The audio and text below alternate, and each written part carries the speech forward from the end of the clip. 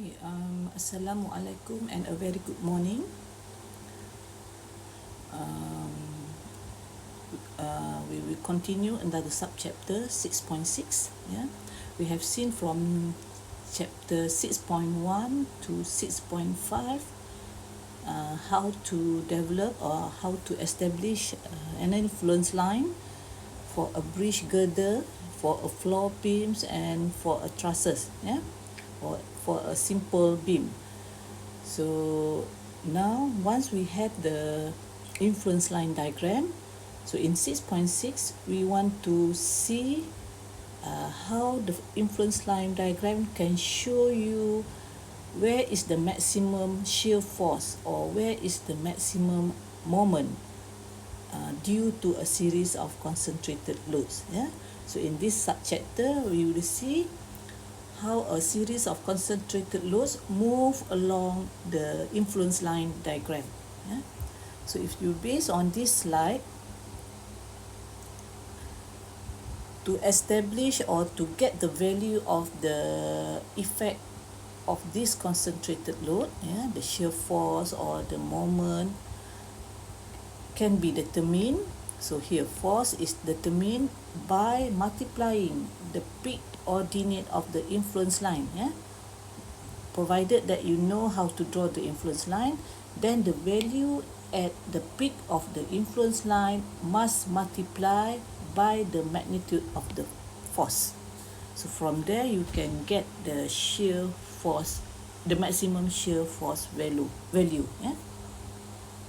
So this example is applicable to a bridge. If you have a lorry or truck, a long truck moving along the bridge, of course you have many tires, yeah, or wheel loadings. So these wheel loadings will contribute to several concentrated loadings that pass through a bridge. Yeah. So you can also try and error. I mean, to get the value of maximum shear or to get the value of moment, you can use trial and error procedure by multiplying the magnitude of the force with the value of the influence line. Yeah. So for example here, we consider a simply supported beam, yeah, as shown in figure 6.27a. Yeah, so this one, you have a simply supported beam, A and B, yeah, and then you have a series of concentrated load. So provided that from this simple beam, you already have the influence line for point C. Yeah, so this influence line shear for point C, meaning to get this influence line you have to place a 1 unit force starting with A, yeah, then you get the you get the support reaction, then you can get the value draw a tabulated values. Yeah, then you move 1 unit to C, 1 unit to some distance along the beam until at point B, then you can get this influence line. Yeah. Okay. So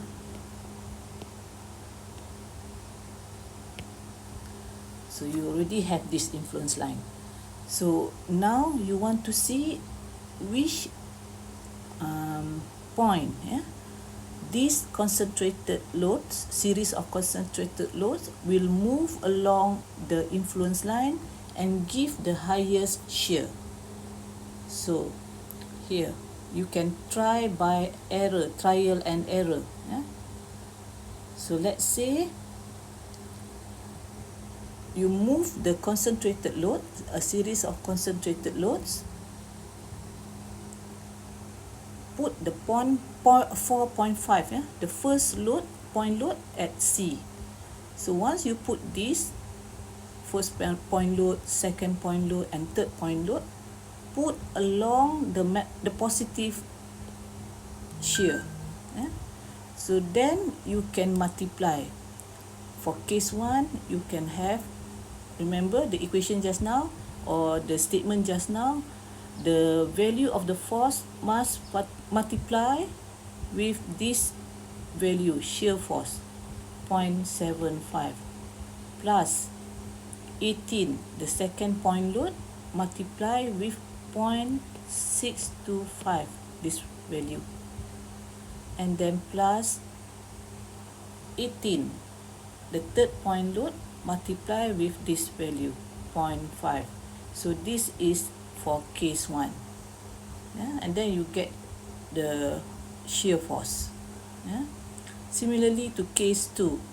So now you try and move a little bit the series of concentrated load. So you can see 4.5 kilonewton just pass through point C, about 1.5 meter here. So now this is negative area.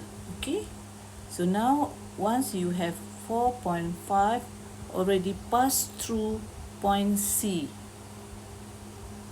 times the negative area, which is the negative value 0.125, yeah, plus 18 times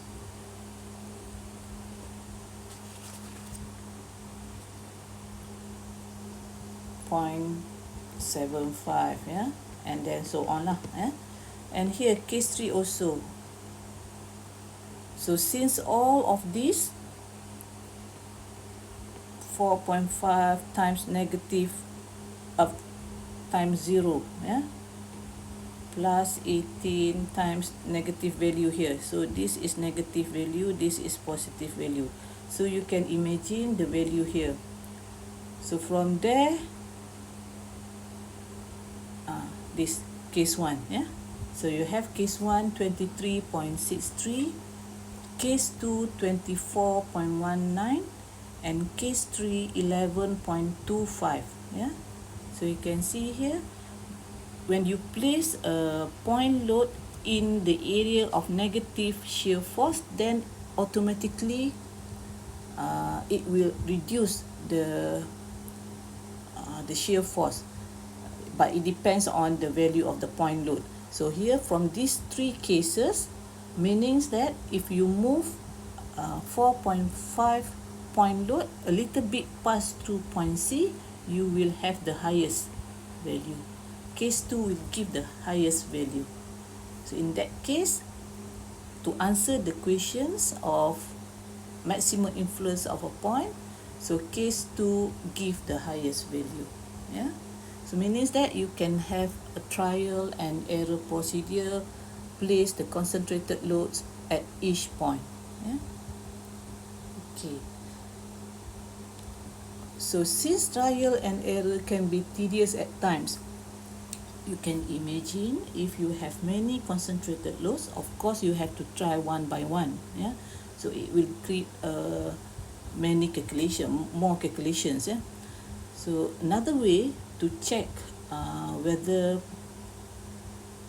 case 1 or case 2 can give the highest value, so you can use this approach.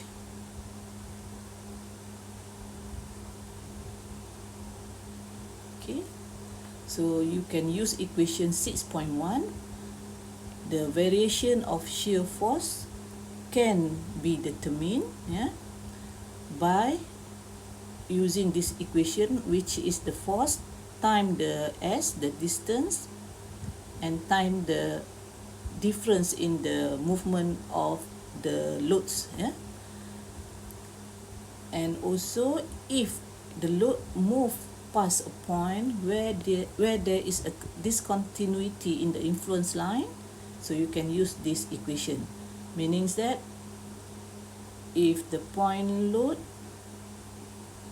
pass this through this point, yeah, jump in a point, meaning jump in a influence line diagram, yeah, instead of having a positive here, you can see move along up to a higher value of positive shear, and then suddenly at this point it's going down into a negative value. So this is what we call a jump. Yeah.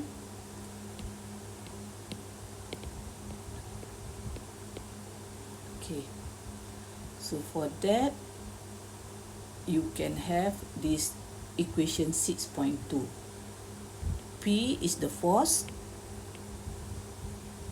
times the jump. This is the value of the jump. Okay, we can see the example, the same example here.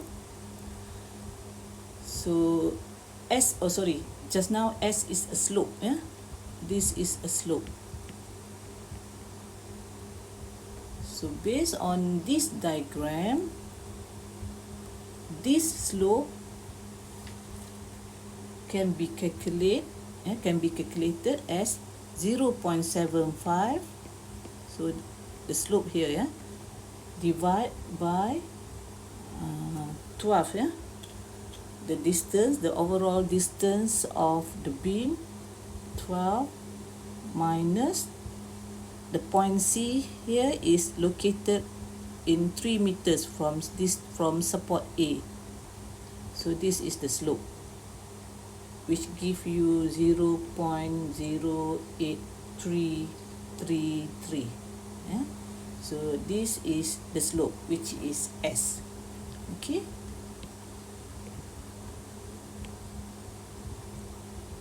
So now we can use this slope and the jump at C, meaning the value of the positive plus the value of the negative. Just ignore the negative value. You just consider the value. No need to take into account the negative and positive. So the jump at C is 0.75 plus 0.25. Here you can see 0.75 plus 0.25, meaning the jump here is equal to 1. Here. Okay. So now we can check using this approach. Beside the trial and error procedure, you can also choose this approach, meaning that the movement of a series concentrated loads move from from case 1. So this is case 1 to case 2.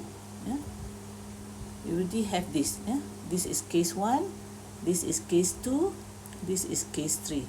So based on this diagram, you can see from case 1 to case 2, meaning the first point load here already moved to this point C. So move along the beam and pass through the jump. So that's why your first point load multiply with the jump. Okay, and then the whole series of concentrated load, which is the P, multiply with the S, which is the slope, and then multiply with the X, where X is the distance between the tire or between the wheel, which is 1.5. Okay, so if you go back to this is actually equation 6.2. This is actually equation 6.1. So you calculate that and you have this positive 0.563 kilonewton. Okay, so since case shear force from 1 to 2 is positive, case 2 will yield a larger value for VC than case 1. Okay, so now we can go for another calculation, because this give you positive. You still keep going to calculate. Now we try the case for V2 to 3, meaning that now we move to case 2 to case 3. Imagine that a series of concentrated load now move again to move again to point A to C. The first point load at A, second point load in between A and C, and the last wheel load or point load is placed at C. So now you can calculate based on the diagram case 2 to case 3. So now you have 18, this 18, the first point load, times the jump here, plus the whole concentrated loads, multiply with the slope, multiply with the x, the distance. So you can get negative. So once you have the value is negative, then you stop the calculation, meaning that case 2 is the position of the critical loading. So when you use this approach, from one case to another case, when you come into a negative value, then stop. So it shows that the previous case will give the critical loading or will give the maximum shear force. So here, in this one, case 1 to 2, still positive. You still keep going to calculate. Now move to case 2 to case 3. So once you have negative, stop the calculation, meaning that case 2 is the answer. So here case 2 is the position of the critical load. Okay, so it's again shows the same answer with the first approach, the first trial and error approach, where case 2 give the highest loading. This one, same answers. So meaning that if you are not sure to use whether to use the second approach, which is using the equation 6.1 and 6.2, you can use the typical the first approach by trial and error procedure. It will give the same answer. Okay, so this is how this is just to show you how to calculate the maximum shear. Okay, so now we move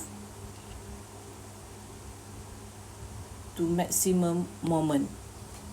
Okay, so maximum moment also you need to use equation 6.3. Again, you have P, the concentrated load, multiply with the slope and multiply with the distance to get the variations of moment. For example, same beam, simply supported beam with different value of concentrated loads. So you can see here, let's say you have a beam or a bridge girder, and then you have these concentrated loads, 3 series of concentrated load move along the bridge girder. Provided that you already know how to draw the influence line for a moment. In this case, consider the beam and loading and influence line for the moment at point C. So that's why when you say moment at point C, you need to draw this influence line. So this influence line shows the moment at point C. I hope you still remember how to draw an influence line for a moment. Again, you need to give 1 unit moment at C. Or you want to use tabulate values, then you can also go from A along from A to B. Okay, so now based on this, you can try and move the concentrated loads. So you can also use a trial and error, meaning that you can place 9 kilonewton here, and then 18 kilonewton here, and then 13.5 kilonewton, then multiply. But here, just remember, once you draw the influence line for MC, moment at C, you need to know this value, yeah, otherwise you cannot calculate that. Okay, so for moment, there are 3 cases. In this example, they try 3 cases, yeah. So case 1 are moved to case 2, and then case 2 are moved to case 3 here, yeah. So case 1, you try by putting 9 kilonewton at point C, and then case 2, you move a little bit of first concentrated load pass through point C, yeah, like this. And then case 3, you move all the concentrated load and place the first point load 9 kilonewton at support A, and then the last point load at C. Okay, then you can calculate the maximum moment, yeah. So in this example, in this textbook, they use a second approach, which is using equation 6.3.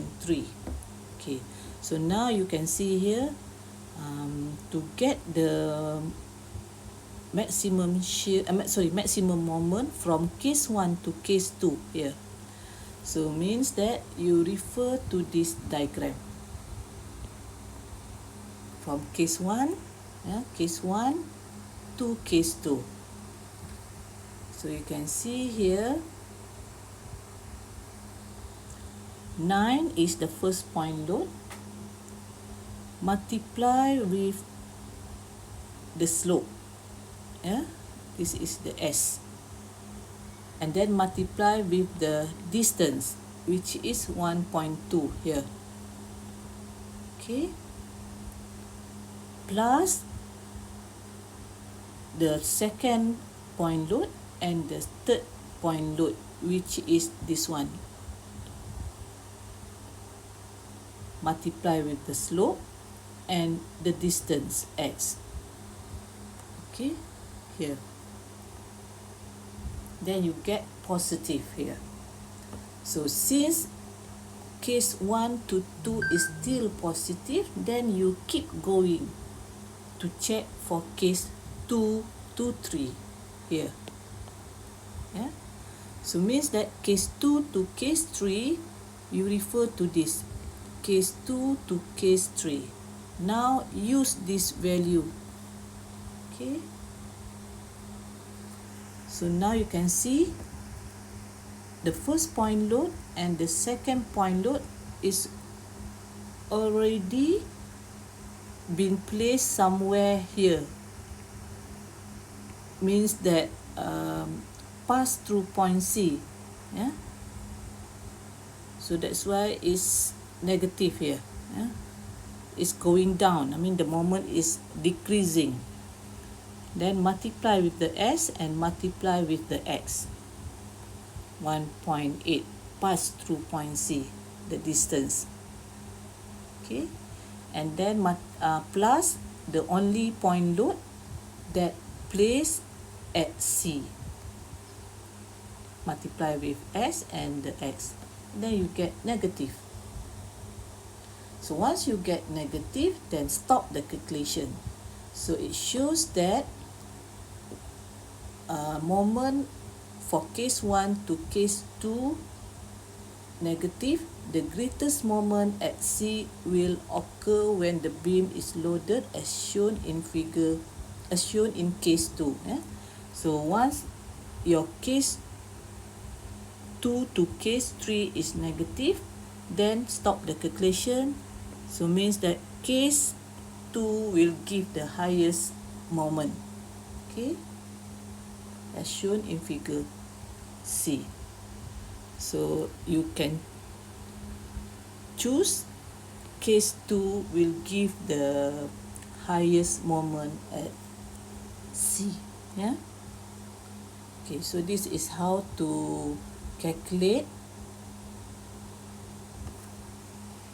based on the second approach, yeah. So the maximum moment at C is therefore in case 2. Yeah. So means that this is MC.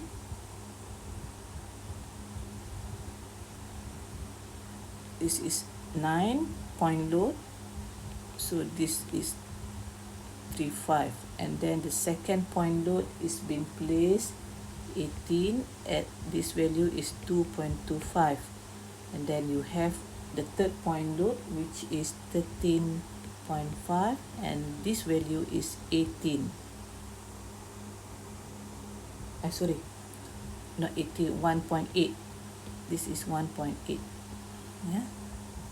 So this is case 2. Will give the highest moment at C. Okay. Okay, now we move to example 6.18, which is in your textbook, page 270. Okay, you can turn to page 270. Determine the maximum positive shear created at point B, this point, in the beam due to the wheel loads. So you can see there are 4 wheel loads of the moving truck.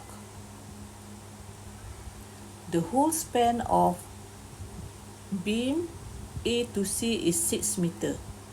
Okay, here the wheel load, the first wheel load to second wheel load is 0.9, and then 1.8, and then 1.8. Yeah. Okay, so how to get this maximum positive shear? Means that you need to draw the influence line first. Yeah, maximum. You need to draw the influence line for shear at B.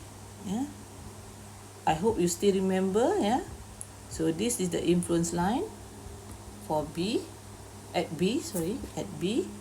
So get this. Yeah. So how to get this? From 6.1, 6.2. Yeah.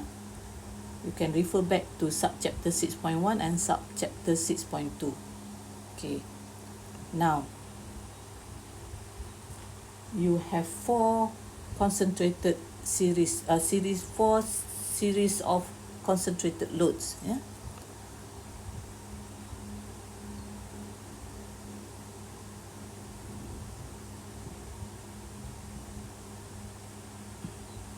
So here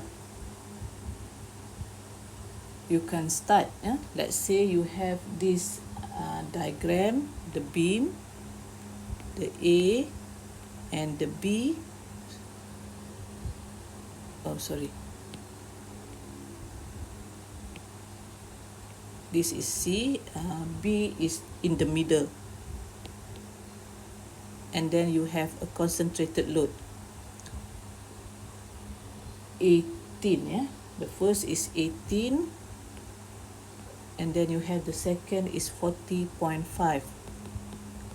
The third one is 67.5, and the fourth one is 45. Okay, you know the distance here is 0.9.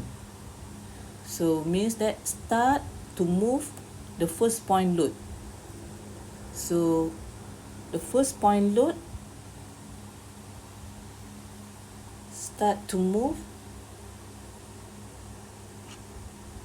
right of point B. Yeah. So means that you place this 18 here, and then 40.5, and then 67.5 the second point load, and then 45. Okay, so that's why you can come out with this equation 18. Yeah.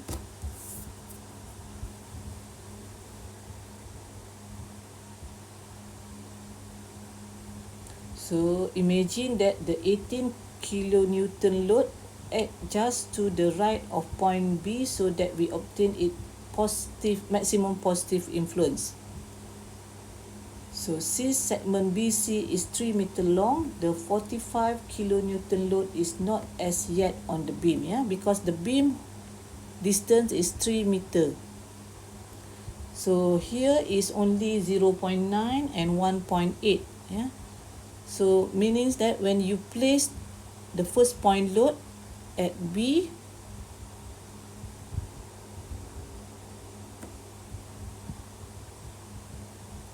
yeah, when you place the first point load at B, so the 45 kilonewton, the last point load still not yet on the beam, because the total load here is only 0.9 plus 1.8,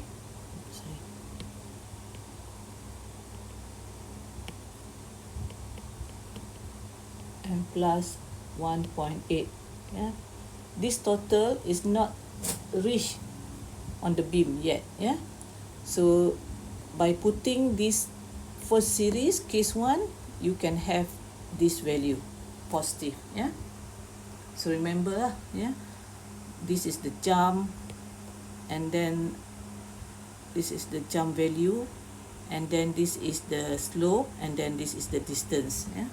And then you move 1.8, the second 1.8 meter movement of 40.5, this is the second point load, then you have this and get positive, yeah.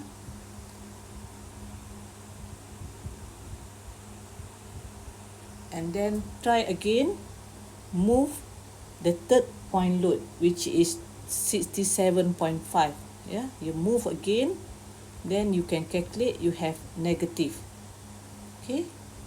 So once you have this negative, stop the calculation. So means that this previous case will give the highest shear value, yeah. I mean the placement of the load here will give the highest value.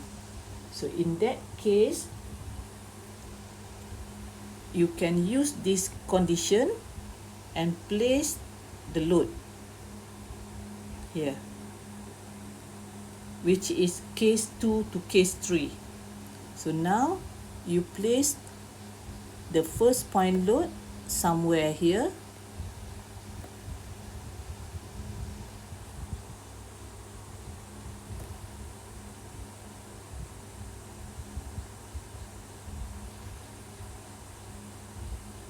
here, sorry,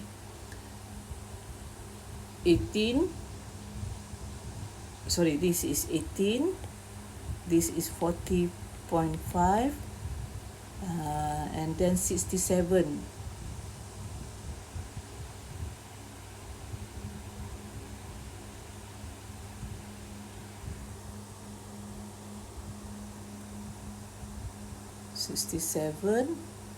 And then 45, yeah.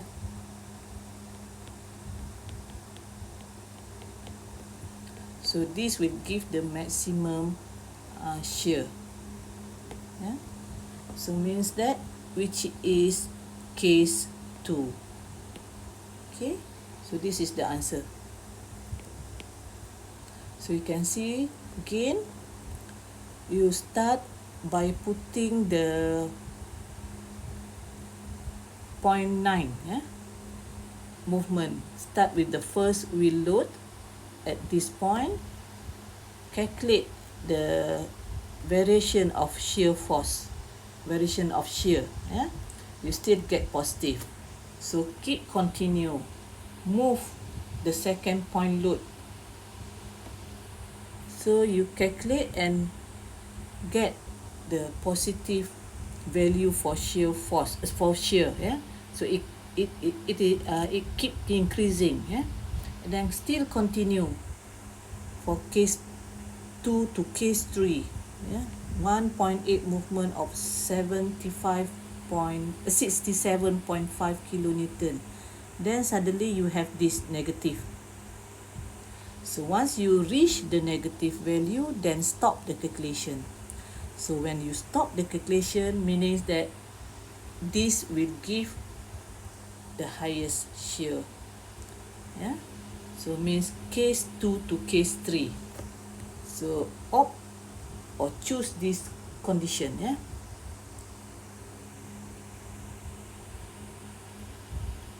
So end up you will have this answer.